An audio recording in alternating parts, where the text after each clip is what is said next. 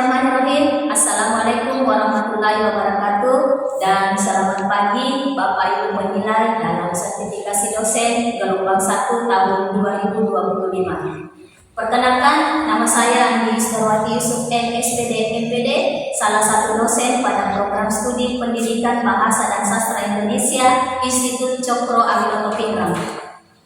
Video ini dibuat untuk melengkapi syarat dalam pengujian sertifikasi dosen gelombang 1 tahun 2025, yaitu pernyataan diri dosen dalam unjuk kerja Tridharma Perguruan PDD UKAD DPT. Pada kesempatan kali ini, mata kuliah yang akan saya ambil sebagai contoh dalam video pembelajaran adalah mata kuliah telaah kurikulum dan buku teks yang terdiri dari 3 SKS. Mata kuliah ini disampaikan dengan metode DIA atau Delivery Interaction and Assessment dalam proses pembelajaran yang dilakukan di dalam kelas secara online maupun offline.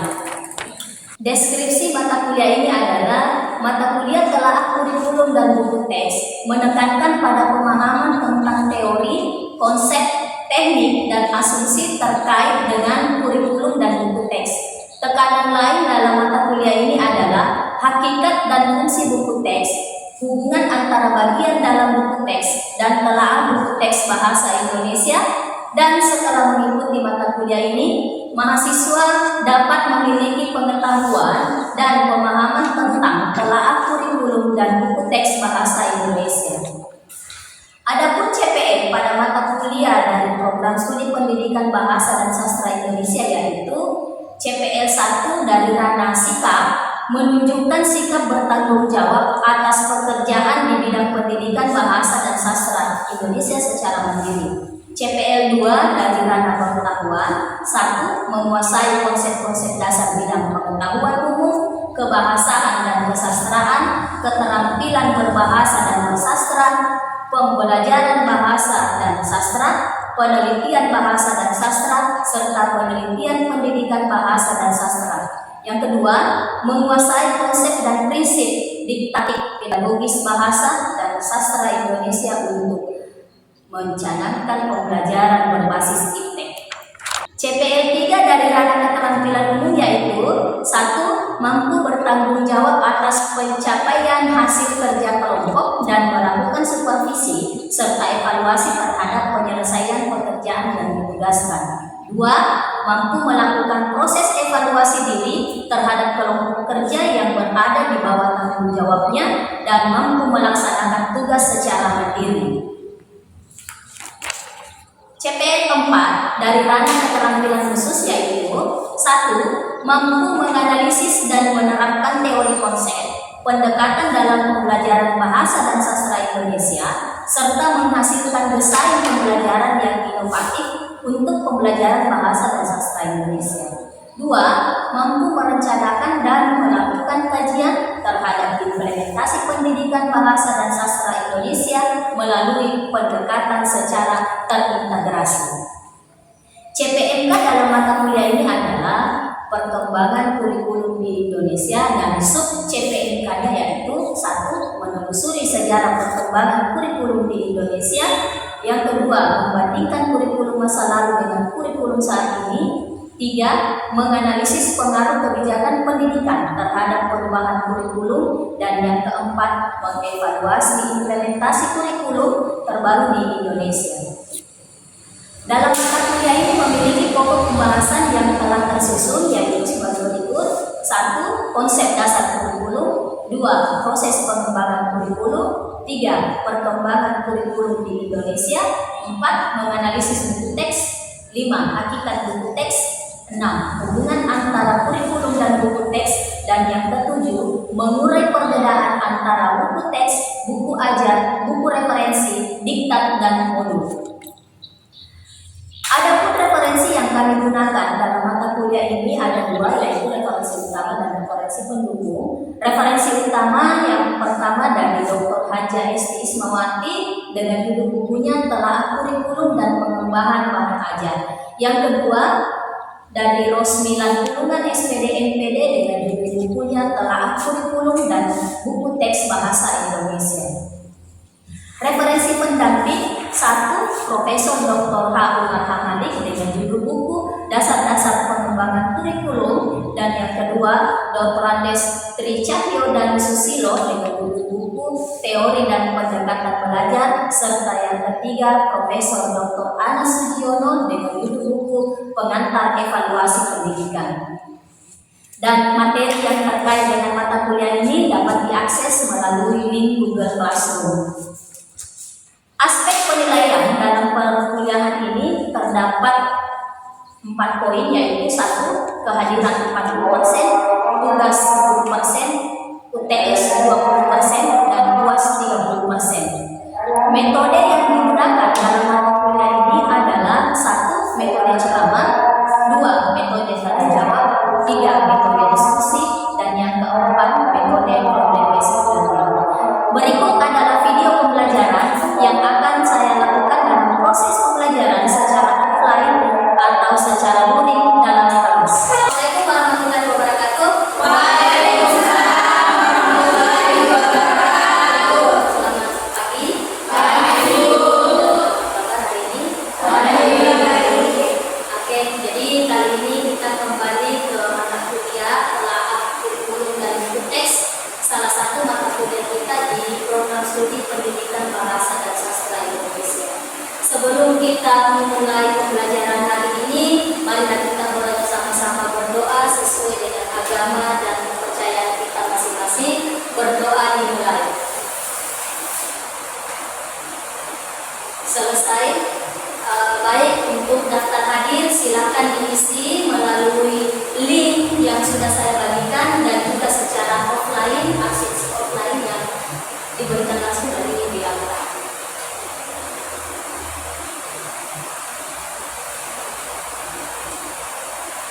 Ya, sembari menunggu mengisi aksennya, materi hari ini saya sudah bagi di link Google Classroom. Sudah semua aksennya? Sudah. Baik, terima kasih. Kita mulai materi hari ini, perkembangan kurikulum di Indonesia. Namun, sebelum kita membahas materi hari ini, ada yang masih ingat materi pembahasan minggu lalu? Ya, silakan. Minggu lalu pembahasan kita adalah perkembangan kurikulum di Indonesia. Betul sekali. Jadi, bahwa proses pengembangan kurikulum menunjuk pada kegiatan yang menghasilkan kurikulum, di mana kegiatan pengembangan kurikulum meliputi proses penyusunan, pelaksanaan, dan penilaian. Baik. Dan yang ketiga, kegiatan pengembangan kurikulum yang telah kita pahami bersama nantinya akan menghasilkan output berupa perangkat pembelajaran. Baik, pokok pembahasan kita pada hari ini adalah 1. Berbagai kurikulum yang ada di Indonesia. Yang kedua, perbedaan antara kurikulum lama dan kurikulum baru. Hubungan antara kurikulum dengan tujuan pendidikan nasional. Adapun sub CPN pada mata kuliah ini adalah 1. Mahasiswa mampu menelusuri sejarah perkembangan di Indonesia. Kemudian yang kedua, mahasiswa mampu membandingkan kurikulum masa lalu dengan kurikulum saat ini. Yang ketiga, mahasiswa mampu menganalisis pengaruh kebijakan pendidikan terhadap perubahan kurikulum. Dan yang keempat, mahasiswa mampu mengevaluasi implementasi kurikulum terbaru di Indonesia. Nah, itu adalah CPN yang akan kita capai pada materi ini. Nanti akan ada diskusi bersama teman untuk membahas masalah yang terkait dengan pokok bahasan atau yang terkait dengan perkembangan kurikulum di Indonesia. Adapun referensi pendukungnya, yang pertama dari Bapak Profesor Dr. H. Umar Hamalik dengan judul buku Dasar-Dasar Pengembangan Kurikulum. Yang kedua dari Dr. Andes Ana Sugiono dengan judul buku Teori dan Pendekatan Belajar. Dan yang ketiga dari Dr. Andes Tri Cahyo dan Susilo dengan judul buku Teori dan Pendekatan Belajar. Nah, sejarah perkembangan kurikulum Indonesia. Kurikulum Indonesia ini dirancang berdasarkan landasan yang sama, yaitu Pancasila dan Undang-Undang Dasar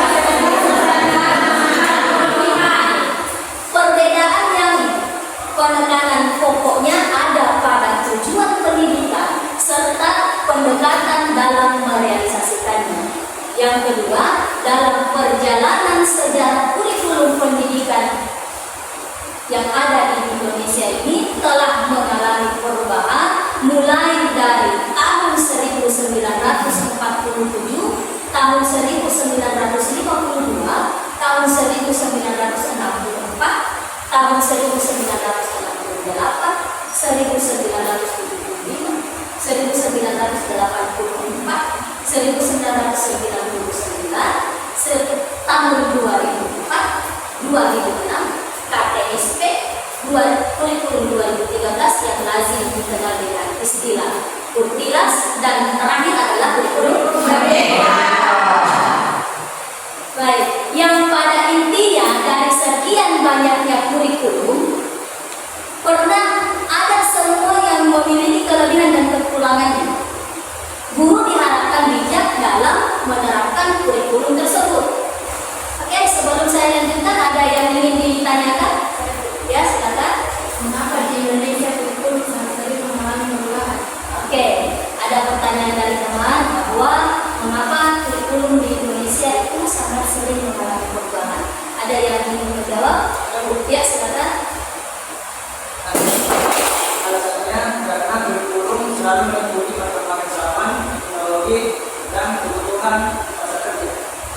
Baik, jawaban yang sangat luar biasa. Saya tambahkan bahwa alasan kurikulum kerap kali mengalami perubahan yaitu yang pertama untuk peningkatan kualitas pendidikan, yang kedua ada faktor kebijakan pemerintah, dalam artian beda menteri pendidikan maka beda juga regulasi dan paradigmanya terhadap pendidikan termasuk kurikulum pendidikan. Dan yang ketiga, evaluasi dan perbaikan dari kurikulum yang sebelumnya. Masuk kepada perbedaan kurikulum lama dan kurikulum baru. Di sini ada dua perbedaan yang paling mencolok. Yang pertama, di kurikulum lama itu bahwa pembelajaran cenderung instruktif, berpusat pada guru dan fokus pada hafalan fakta. Yang kedua, kurikulum cenderung kaku dan sulit diubah. Sedangkan kurikulum baru, pendekatan pembelajaran lebih bervariasi, termasuk pembelajaran berbasis proyek, pembelajaran aktif, dan pembelajaran yang berpusat pada siswa. Yang kedua, kurikulum lebih fleksibel, memungkinkan guru untuk menyesuaikan pembelajaran dengan kebutuhan siswa dan konteks yang lokal. Pada dasarnya, kesimpulan pada perbedaan antara kurikulum lama dengan kurikulum baru ini yang sekarang ini mencerminkan perubahan dalam cara pandang terhadap pendidikan. Kurikulum dulu lebih menekankan pada transfer pengetahuan, sementara kurikulum sekarang lebih fokus pada pengembangan potensi siswa secara menyeluruh, secara kompetensi. Kurikulum Merdeka sebagai kurikulum terbaru menekankan pada pembelajaran yang relevan dengan tujuan untuk menghasilkan generasi yang siap menghadapi tantangan di abad ke-21. Oke, kita lanjut pada pengaruh kebijakan pendidikan terhadap perubahan kurikulum. Nah, kira-kira ketika kita berbicara masalah pengaruh, berarti kita berbicara tentang ya. Jika kita berbicara tentang pengaruh, maka kita akan dihadapkan dengan dua sisi, yaitu sisi negatif dan sisi positif. Ya. Sebelum saya lanjut, ada yang mau menjawab bagaimana pengaruh pendidikan terhadap perubahan kurikulum dikaitkan dengan dua sisi pengaruh yang telah disebutkan teman kita tadi. Ya, silakan. Jadi, pengaruh perubahan terhadap perubahan kurikulum dikaitkan dengan dua sisi, yaitu pertama ialah dampak terhadap guru dan yang kedua ialah dampak terhadap siswa. Jadi dampak terhadap guru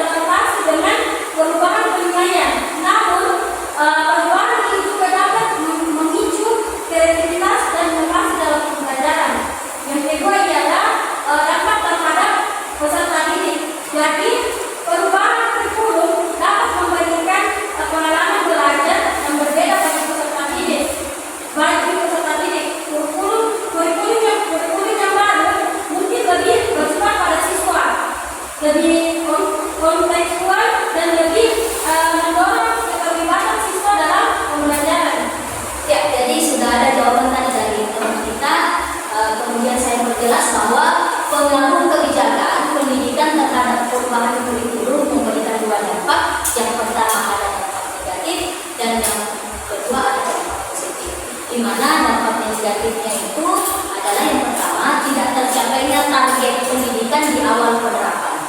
Yang kedua, terdapat penyesuaian dengan tuntutan perubahan zaman. Yang ketiga, fasilitas yang kurang memadai. Dan yang keempat, sosialisasi penerapan kurikulum baru menunjukkan waktu, di mana dampak negatif dan perubahan kurikulum ini sangat berpengaruh terhadap keberlanjutan penerapan kurikulum karena membutuhkan waktu untuk sosialisasi berhubung letak geografisnya kita ada di pelosok dan ada di tengah-tengah.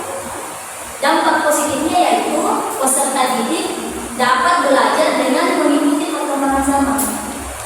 Yang kedua, ada perubahan kurikulum yang begitu cepat menimbulkan masalah-masalah baru.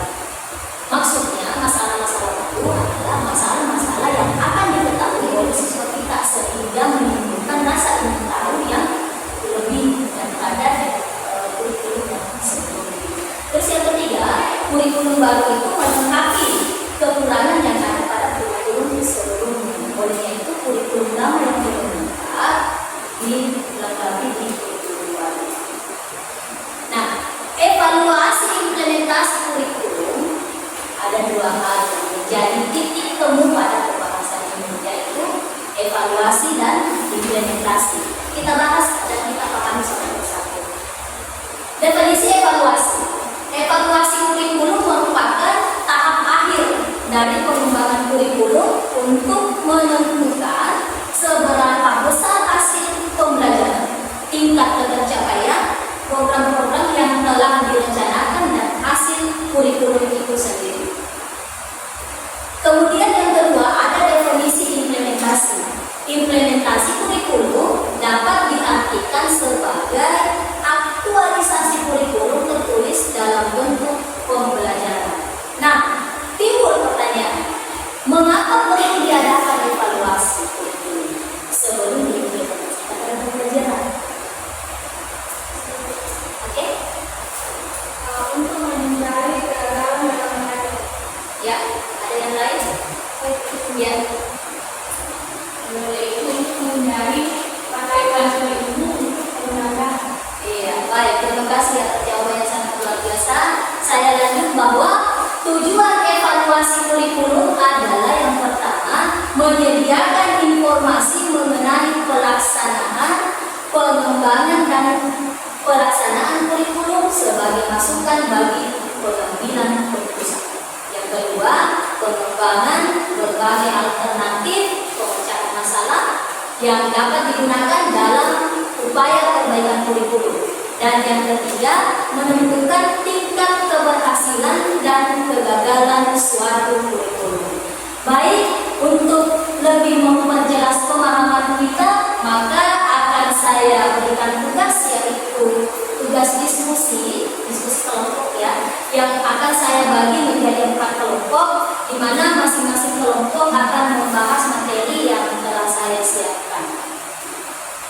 Baik, untuk mengefisiensikan waktu yang ada, maka pembagian kelompok kita dihitung dari 1 sampai 4 secara berulang sampai selesai ya. Kita mulai dari sebelah kanan saya dulu. 1, 2, 3, 4. 1, 2, 3, 4. 1, 2, 3, 4. 1. Oke, jadi semuanya sudah terbagi atas 4 kelompok. Jadi materi saya sudah bagikan ke Google Classroom, silakan di-download dan silakan duduk dengan teman kelompoknya yang nomor urut 1, silakan duduk dengan teman yang sesamanya nomor urut 1, nomor urut 2, nomor urut 3 sampai dengan nomor urut 4. Oke, silakan berdiskusi dengan teman terkait dengan perkembangan kurikulum di Indonesia.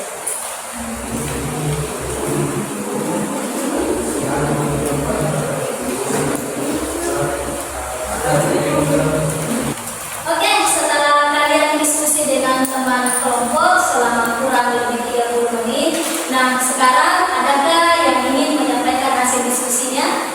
Saya Ya, silakan. baik, saya perwakilan dari kelompok 4 akan menyampaikan hasil diskusi kami bersama rekan-rekan. Nah, adapun poin besar yang pertama di sini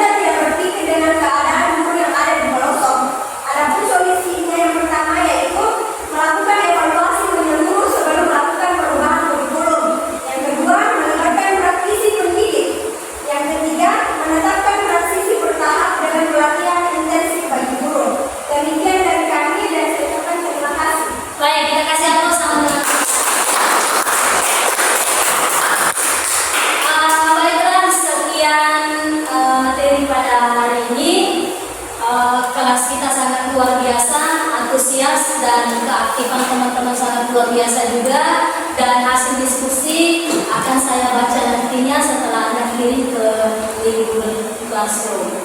Alhamdulillah kalian sudah sangat memahami terkait dengan materi ini. Sebelum saya tutup pembelajaran hari ini, adakah di antara teman-teman yang ingin menyimpulkan materi hari ini? Ya, silakan. Izin menyimpulkan materi hari ini. Kesimpulan perkembangan kurikulum di Indonesia. Perkembangan kurikulum di Indonesia mencerminkan dinamika sosial, politik, budaya, dan kemajuan ilmu pengetahuan serta teknologi. Sejak masa kemerdekaan, Indonesia telah mengalami beberapa kali perubahan kurikulum, dimulai dari kurikulum 1947 hingga kurikulum Merdeka yang diterapkan secara bertahap sejak tahun 2022. Perubahan kurikulum dilakukan untuk menjawab tantangan zaman dan kebutuhan peserta didik agar lebih siap menghadapi dunia nyata. Setiap kurikulum memiliki ciri khas yang menyesuaikan dengan konteks dan kebijakan pemerintah pada masanya. Ini kurikulum Merdeka menekankan pembelajaran yang berpusat pada siswa, fleksibel serta berorientasi pada pengembangan karakter dan kompetensi. Guru didorong untuk berinovasi dan menyelesaikan pembelajaran dengan kebutuhan serta potensi peserta didik.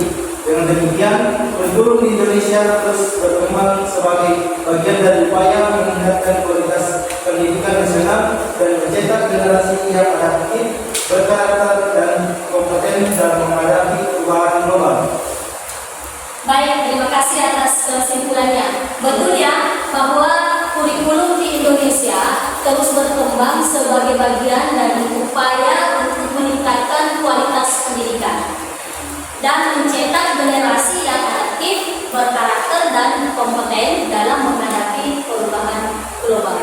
Baik, sebelum kita menutup pembelajaran hari ini, marilah kita bersama-sama berdoa mengucapkan banyak terima kasih kepada Allah Subhanahu wa taala atas segala nikmat yang telah diberikan kepada kita. Berdoa dimulai. Selesai. Wabillahi taufiq wal hidayah. Assalamualaikum